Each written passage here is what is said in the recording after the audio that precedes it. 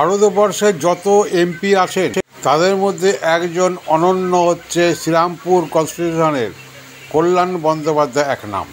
তার মতন সোজা সাপটা কথা এবং উন্নয়নের ভাবনা এবং বাস্তবায়নে যে ধারায় এত বছর ধরে এগিয়ে চলেছেন কল্যাণ বন্দ্যোপাধ্যায়, সেই ধারায় ভারতের সকল সাংসদরা কাজ করতেন, তাহলে ভারতের মানচিত্রে আমরা অন্য ভারত দেখতাম। তাই কল্যাণ বন্দ্যোপাধ্যায়ের ভালো মন্দ বিচার করতে হবে না, নিজেদের বিচার নিজেরাই করুন। একথা বললেন বিশিষ্ট সাংবাদিক প্রাক্তন বিধায়ক প্রবীর ঘোষাল।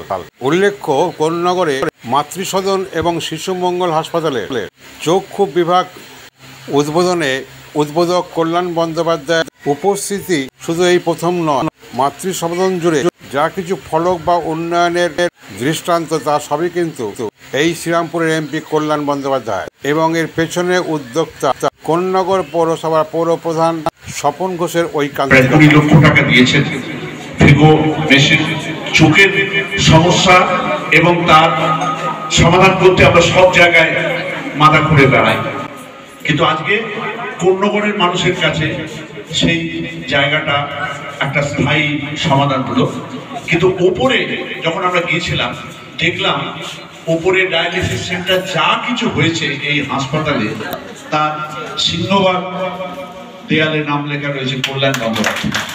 এবং শুধু কোন্নগর নয়, মিহিরদা যেটা বলছিলেন, আমি ভোটের আগে আমি বলেছিলাম, এই সাংবাদিকরা আমাকে জিজ্ঞেস করেছিলেন, ওই শকুন্তলা কালী তারা একটা অনুষ্ঠান হয়েছিল, তখন নমিনেশন দিতে গেলেন কল্যাণদা।